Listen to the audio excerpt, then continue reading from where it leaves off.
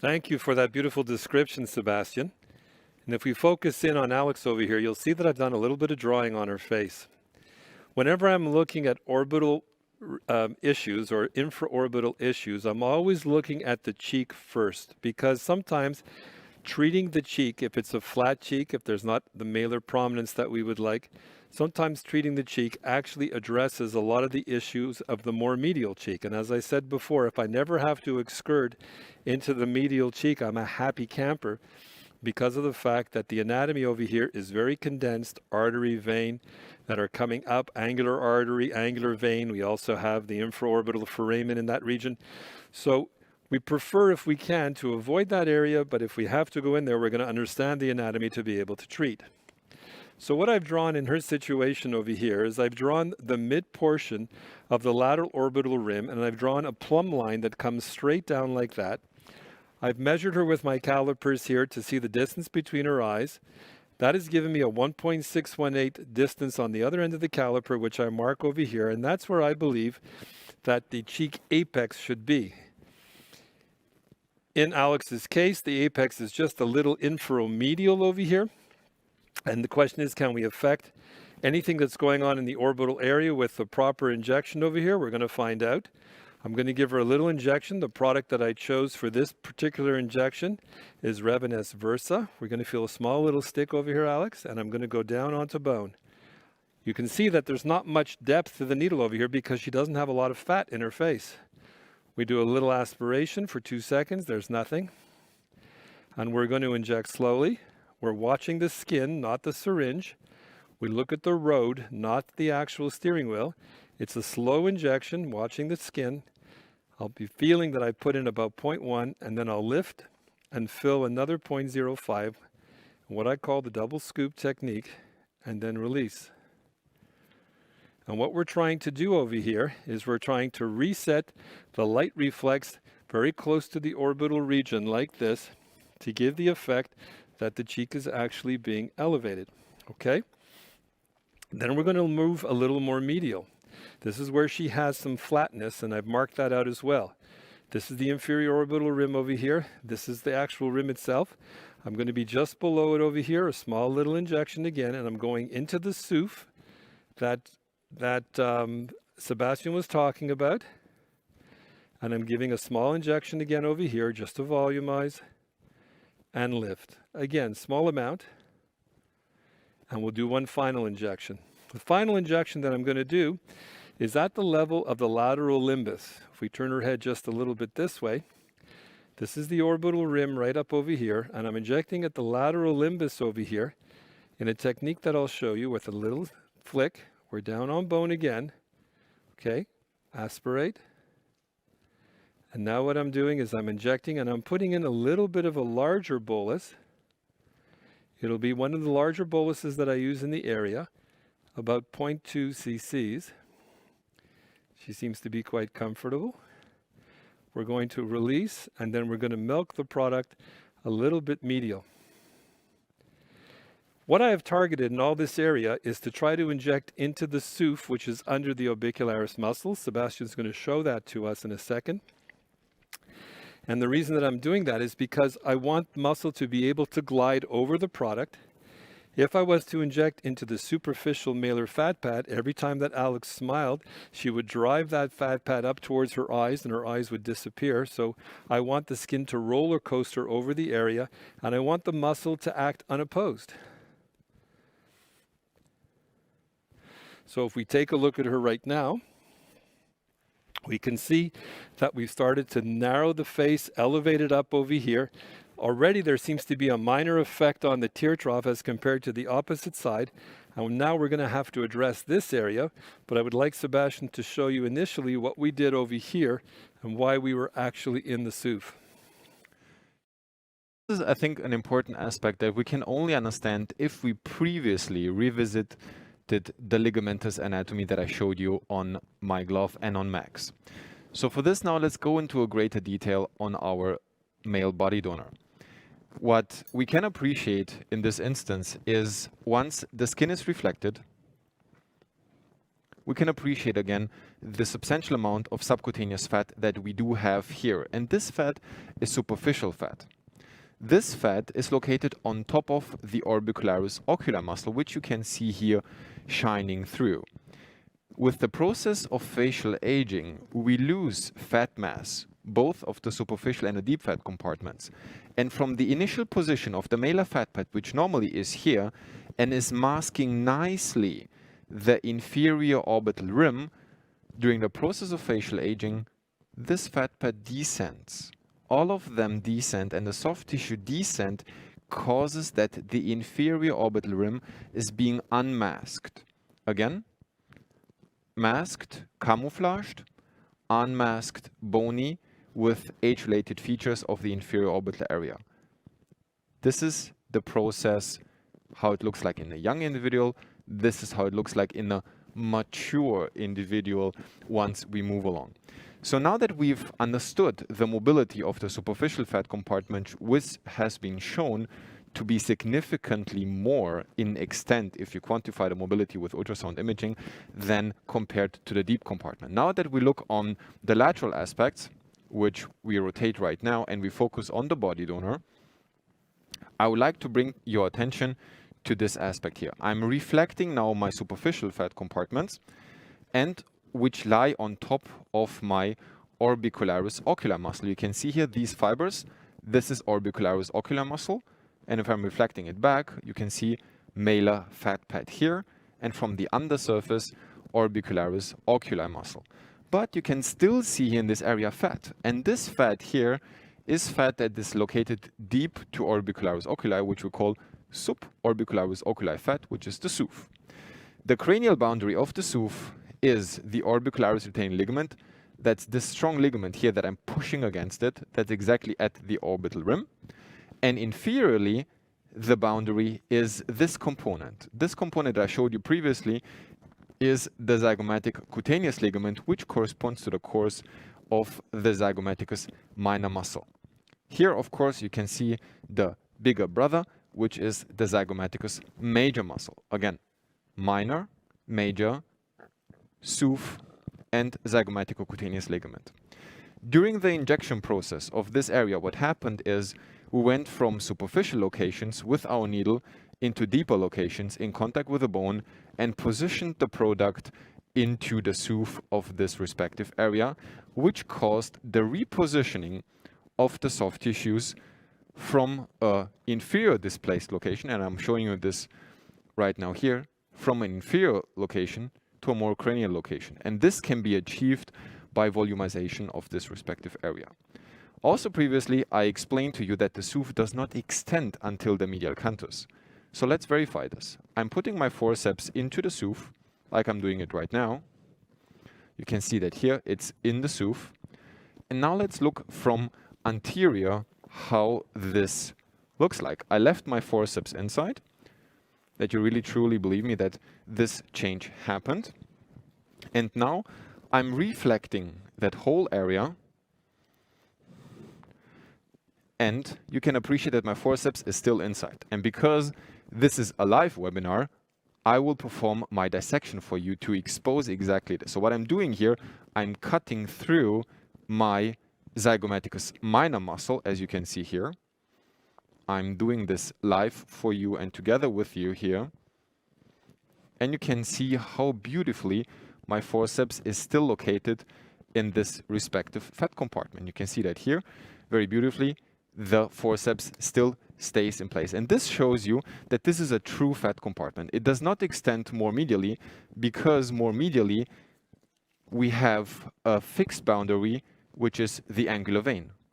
You can see here the angular vein and how the angular vein forms the medial boundary of the SUF and exposes the tear trough here in the medial infraorbital area. And once we understand this relationship, that medially, deep to orbicularis oculi, we don't have a lot of fat, but just bare bone.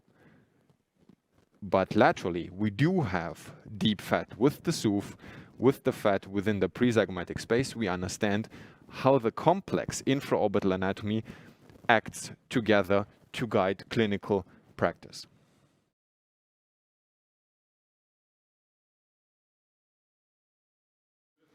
Rated. Thank you so much, Sebastian. So if we take a look at Alex again as we come in and focus in on her face, we'll take a look that yes, we're starting to see effects already onto the tear trough region and to the lateral aspect of the infraorbital rim, just by adding in some volume into the upper cheek, into the SOOF area that we were talking about, and getting some projection in that area. In the event that she still has a step off between the actual cheek and the orbital rim, I like to use small injections, whether it's with needle or with cannula, because you can pass a cannula easily into the SOOF over here as well as a needle. She doesn't need much, but she certainly has a lot of veins in the area, so we must be careful.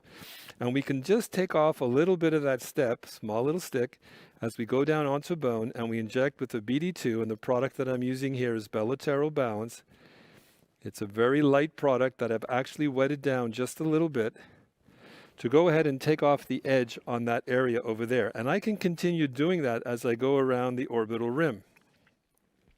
She looks like she has a little depression here. I stretch the skin. I can see where the little veins are. You're going to feel a little pinch.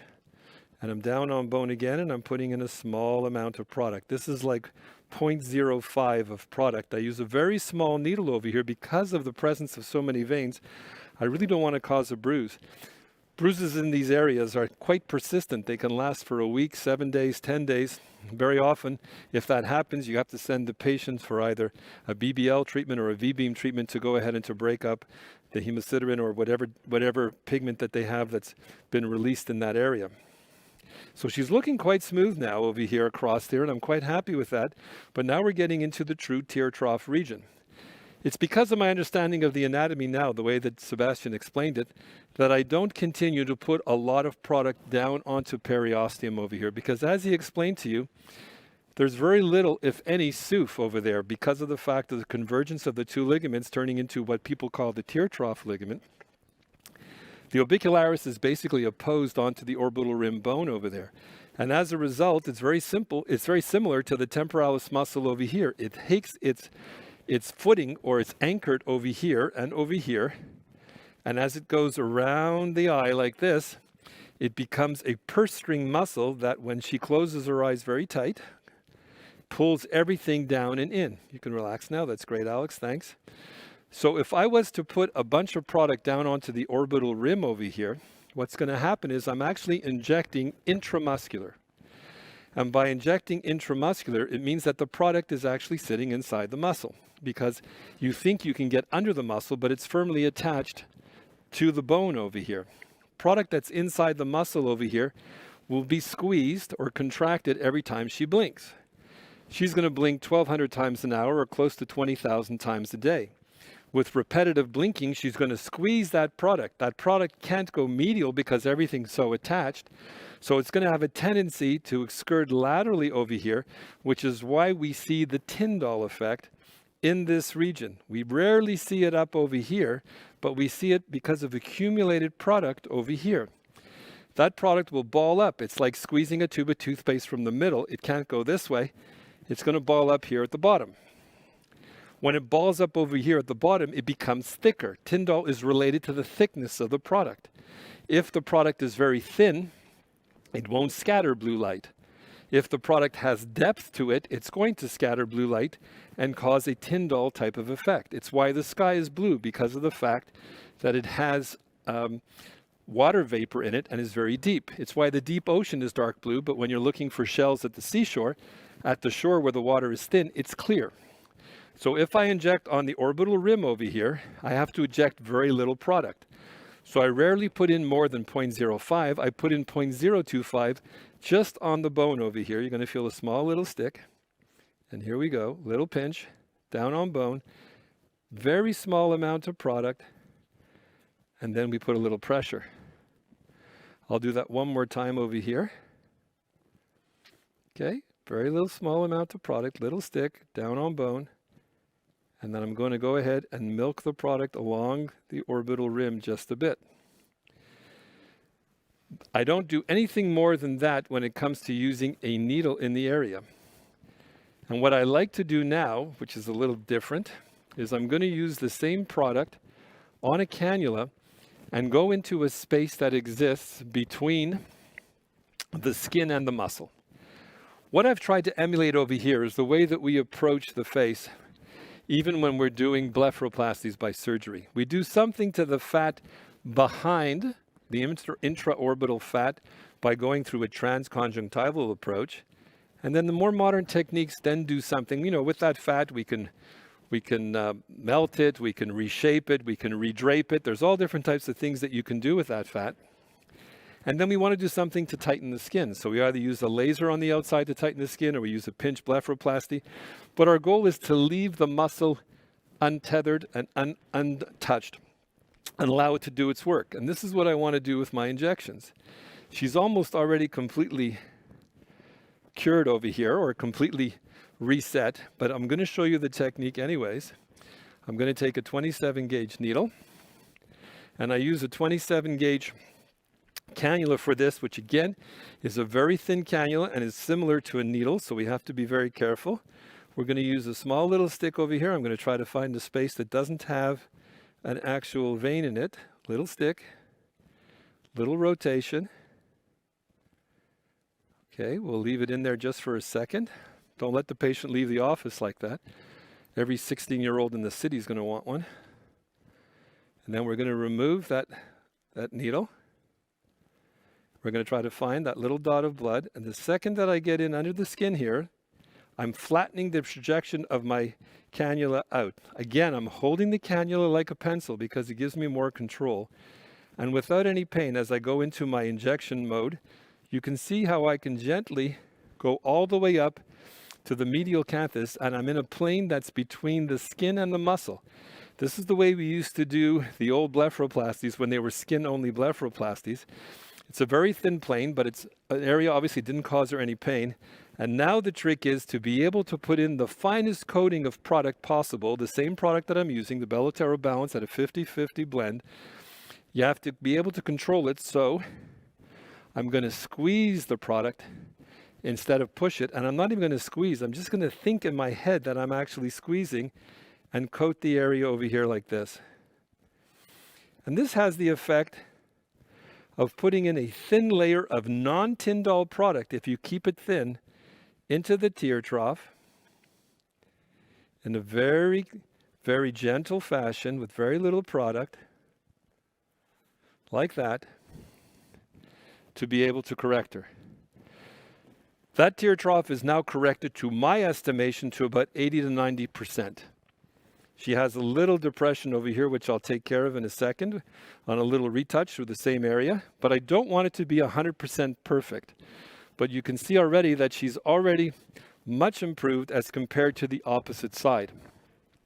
So we're going to ask Sebastian to take a look at that region and to explain to them exactly and show perhaps with his injection where we're putting the product.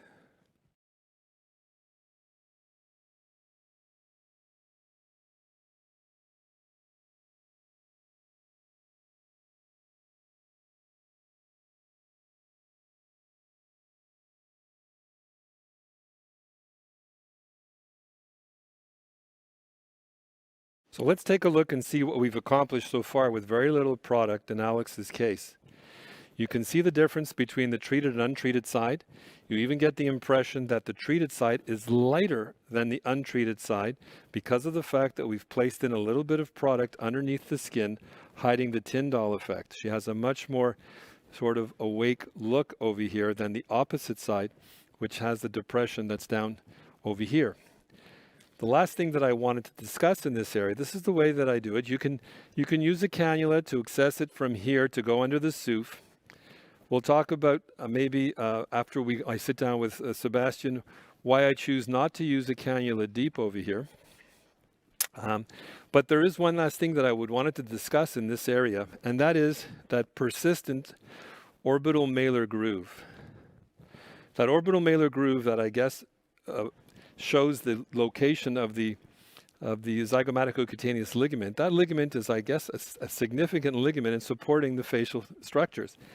I'm not sure we can get away with going ahead and trying to subsize that and causing a lot of bruising in patients who have a double bubble over here. And then what's going to happen in 10 or 15 years as they start to mature and they don't have a little bit of ligamentous but only scar attachment over there, it might look a little unusual. She has a very slight one, if we turn her head a little bit this way, you get the impression that there's a little bit of an irregularity over here showing where that ligament is. These are difficult things to treat, and I find that when they're difficult, it really means that there's not one specific key for that lock. What I'm going to do in her case is show you the way that I approach this. I do injection down on bone. I always make sure that I feel for where the inferior border of the maxilla is. I'm going to do an injection down on bone here to project the cheek in that area, small stick, down on bone, a little injection, release and lift. This is a safer zone. I find that in this area, sometimes I aspirate, sometimes I don't. Aspiration isn't a 100% guarantee that you're not intravascular, but certainly if we do get blood back, we don't inject. I do that type of injection, and then I'm going to go ahead just to show you, building a little pillar here, and then I'll switch to the product that's on a 25 gauge cannula, and I do an intermediate injection into the superficial fat pad of the area. Now, I'm going to show you this with a little needle stick here before as we get prepared for the 25 gauge. I'm using a 25 needle. I'm probably going to try to go in through the same stick that I just did over here. Little pinch, little rotation, little windshield wiper. I'm going to pass this back to my assistant. And now watch the difference as we come in.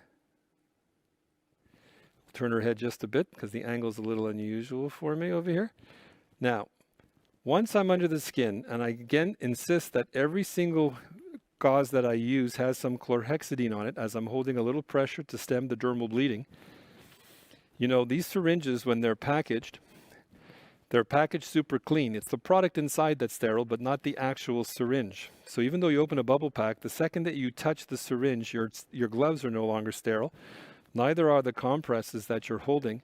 So I want to make sure that I maintain a super clean or as disinfected situation as possible. If I'm touching, and I never like to touch the part of the cannula that goes into the face, but if I'm touching that part right now to stem a little bit of bleeding, I want to make sure that there's some chlorhexidine or antiseptic on it to maintain a low count of any type of bacteria. Now, if I want to go deep, I'll pop and I'll be underneath her orbicularis muscle into the SUF. Okay, that's where I put the initial bolus. But if I withdraw back over here and I flatten out, then I can go into the more superficial fat pad, which you see is not underneath the skin because I'm now about 3 or 4 millimeters deep. And this gives me the ability to inject in the intermediate depth of the superficial fat, very slowly injecting back and forth with a cannula, keeping the cannula moving just underneath and around that zygomatico-cutaneous ligament. Like that. And I find by doing those type of injections in layers, accessing the deep portion under the orbicularis muscle into the SUF, then the intermediate portion, which is into the mobile fat pad. I don't want to put a whole bunch of product in there. And if she still has a little depression, then going even through the same injection port and going more superficial, as I'll show you on her just right here. You can see now the outline of my cannula. I can inject at 3 different levels over there, which I find is necessary for those patients with really deep grooves over there as a result of the ligament. You've got to show us a little bit on that, Sebastian? Yeah, absolutely.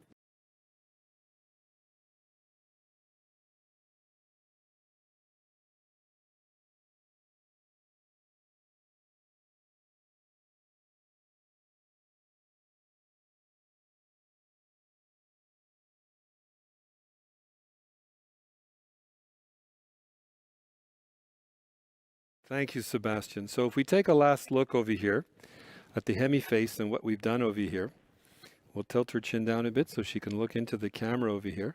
You can see the difference in the tear trough region. I would call that about an 80 to 85% correction compared to the opposite side. This is my goal. Why is it my goal? Because in spite of the fact that I've already hydrated the product is going to seek more water.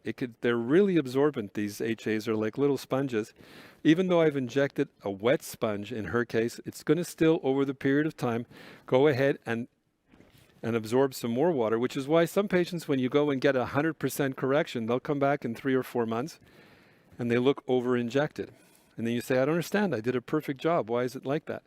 It's because of the fact that the product continues to hydrate and causes a bulging in the area over here. So I'm allowing that product to go ahead and to work its way up to give me 100%. I'll see her again in about a month.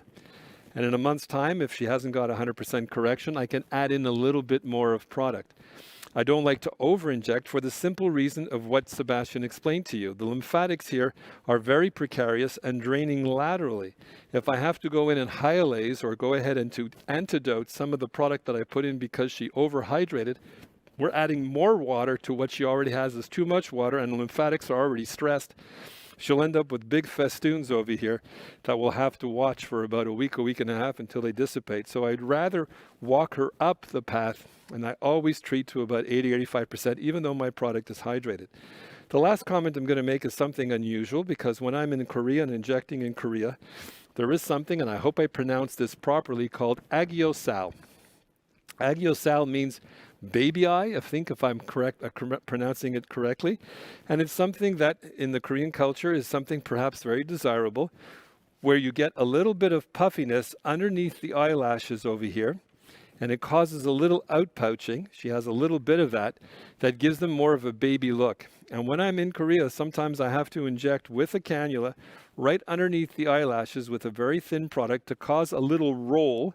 I think it's what's called worm eye in China, to go ahead and to give them that youthful sort of baby look.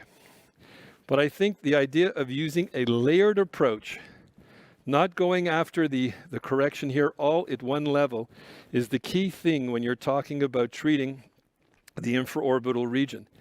I like to use product that's hydrated so that I know that I'm pretty much getting the result that I want with perhaps just a little bit more. And the fact is, you can see in her case, as we look at her, again, that she has a lighter look to the lower. There's a brightening of the lower aspect over here of the tear trough region as compared to the darkness that she has over here. So that's a very reasonable result that I achieved. And I think I'm going to head over to Sebastian right now, and we'll be able to answer some of the questions that the global audience has for us. Thank you so much, Alex.